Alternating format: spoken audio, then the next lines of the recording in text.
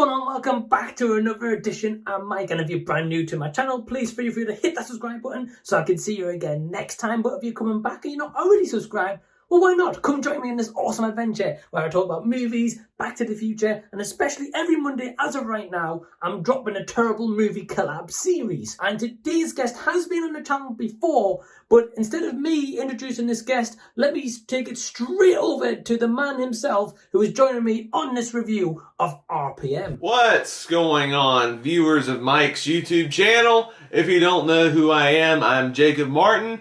I've collabed with Mike on this channel before. We previously did a terrible movie review of the film Street Racer. Mike wanted me to come back on this channel for another car-related terrible movie review. So we're going to do R.P.M. So that's right, Jacob Martin is joining me once again in this review. Last time we spoke about Street Racer, a movie was made by a company called The Asylum. However, this movie was made, I believe, by Paramount Pictures, so a bigger reputational company produced R.P.M. and it's directed by Ian Sharp. So I also wanted to mention that this movie was going to be directed by a Roger Avery, who actually had Dolph Lundgren and Eric Stoltz attached to the cast, which would have been phenomenal to see, but instead, we get David Arquette. Now, if you're not too familiar with Ian Sharp's work, I do know that he helped out on odd movies like GoldenEye. So this guy does have kind of like a taste or flair for directing. And I was going to say, after I checked out this movie, this would have definitely tanked his career. But actually, if you check out his filmography, the next 4 films he made after this, they all did well. I mean, they're all over 6 out of 10 on IMDb. So in actual fact, R.P.M. helped his career, which... shock, I would have never thought that would have happened because this movie is an abomination. It stars David Arquette and Famke Janssen, if I pronounced that correctly, and essentially it's around David Arquette's character called Luke, who is a professional car thief, and his job is to try steal this prototype supercar. Now, going into it, you kind of think, okay, well, this is going to be a movie kind of for like racing junkies or for car enthusiasts, or, you know, just what kind of target audience is this for? However, as we go through the film, I don't even think the movie itself knows what audience it's going after because it's just an absolute mess. This movie had great talent. It's got a bigger budget because the cars on show in this movie are phenomenal. They're actually really nice supercars, and you can tell that the budget mainly went into that and some of the action set pieces that is delivered in this. But I've got a lot to say about this movie. So before I do, Jacob, I'm going to hand it straight over to you, man, and hit everyone with your positives if you have any. Going into my positives, because there are a few positives in this otherwise terrible movie. It lives up to the title of this series. I will say this is decently made as far as production goes. It's not a low-budget mockbuster type movie like Street Racer was. It's an original story. There's actually legit actors in this film, like David Arquette and Famke Janssen are both in this film. I do enjoy some of the action-y sequences in the film. There's a couple of well-crafted sequences that really surprised me. There's a racing sequence at the beginning that intrigued me. A couple of chase sequences I thought, oh, not bad. Could have been something. These sequences aren't bad. There's a couple of moments that did engage me throughout, and which is saying much because I have a lot of negatives with this movie. So Jacob's just mentioned a couple of his positives, and I've got to admit that some of them I actually agree with, especially the one where Jacob touched on the action set pieces in this movie, because they're actually produced pretty well. I thought overall that some of the scenes, especially when the cars are weaving through the traffic, or some scenes where they're mainly going through tunnels, I thought, wow, the cinematography was actually captured pretty good. It definitely really reminisced of kind of GoldenEye and kind of James Bond-esque themes, which I actually really enjoyed. Somewhere along the lines, the cinematography in this went correct. I was shocked. I thought this was going to be an absolute howler of a movie, and it certainly is, because Jacob's now about to touch on his negatives, and I can't wait to hear what he's got to say next. Oh boy, these negatives. Where do I even start? The talent, for one thing, is so wasted, because you got talented people like David Arquette, Famke Janssen, who is such an attractive actress, especially as Zanya Onatopp in GoldenEye.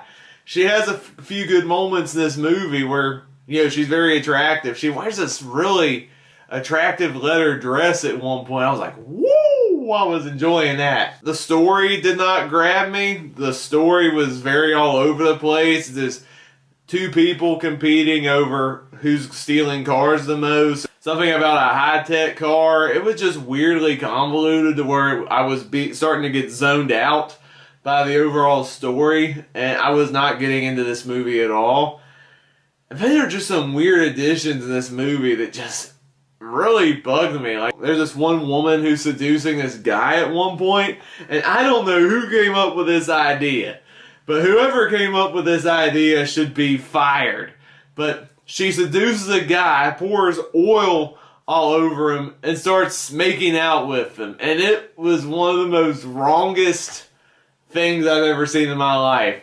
That is not attractive at all. If you think making out, having sex with oil is attractive, then something's wrong with you. That's all I'm gonna say. That was just...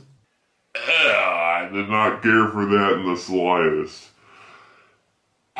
Oh boy, I mean, with those negatives, where do I start? I pretty much agree with every single one of them. Firstly, let's touch on that oil scene right here. So, there's this one scene where this woman is pouring oil in this kind of garage mechanic. This kind of like love spiced up scene. And it kind of comes from nowhere. And really, when you look very closely at the oil, especially if you see a zoom in on it, it kind of just looks like they went for like golden syrup. And I was thinking, well, hold on, if this is car oil and you're pouring this on someone, isn't this not going to have kind of some effect on like their body? I know it kind of goes on his overall, but it goes on his face. And I was like, what the hell's this mess?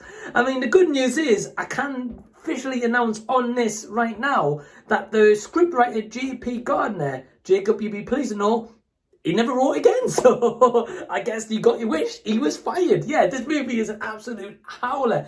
And one of my other big negatives, I've got to touch on that, I don't think Jacob mentioned. So in this movie, David Arquette plays a character called Luke, and he's supposed to be kind of this car thief, this bad boy as such. Now, he acts like he's a 15-year-old kid at most times, and the biggest gripe I've got for David Arquette's performance in this, despite it being truly terrible, is the fact that most of this film, he's given kind of helm, or it seemed like he was given a helm, of narrating this movie just whenever he wants. So for example, there might be a conversation where it goes like, I might say, so Jacob, how are you today? I'm well. And then my response would be, oh well, you know, that's great to hear. All of a sudden David Arquette's commentary like, yeah, let's go steal this car. And I'm just thinking, what kind of narration's this? And we get moments of that narration throughout the film constantly, to the point where I was just thinking, David Arquette, please just shut the fuck up and just get on with the movie. So Jacob, what is your final score, man, for this movie, R.P.M? I don't know. There's not much for me to say about this movie. I guess of the two terrible car movies I've done, it's better made than Street Racer was. At least the few action scenes we got are well put together. They're not horribly edited. But both movies have really dull stories. Like, I could not get into this movie at all. I was dozing off a few times while watching this film. I'm going to give the film a 1 out of 5 stars, and on my 100-point scale, it's getting an 18 out of 100. So my overall score, and I don't know if it kind of translates well with Jacob's, is... Thank you, Mike, for having me on board another terrible movie review for the movie R.P.M. It's a terrible movie, but I'm glad to be part of this video series to shed some light on these true abominations of cinema. I'm sure Mike will leave a link in the description below for my channel if you'd like to check me out. I also do movie reviews, TV reviews, I do ranking videos and other fun stuff along the way. Thank you, Mike, for having me on board one of your videos once again. So Jacob, my man, thank you so much for being part of yet another terrible movie collab series episode. Love that we're talking about car-themed movies, and I can't wait to give you the next car-themed movie that we're going to absolutely shit on. So down below in the description box, you can find the links to Jacob's channel. He covers so many wide ranges of movies, and right now I'm also helping collab on his channel for the Harry Potter series as well. So please go click on Jacob's channel, go subscribe to his channel, and give him some love. Tell him that the Z review sent you, and give this video in the meantime a big thumbs up and subscribe to the channel already if you haven't, because I'd love to see you again next time. But until then, this has been the Z review, and I'll be seeing you later.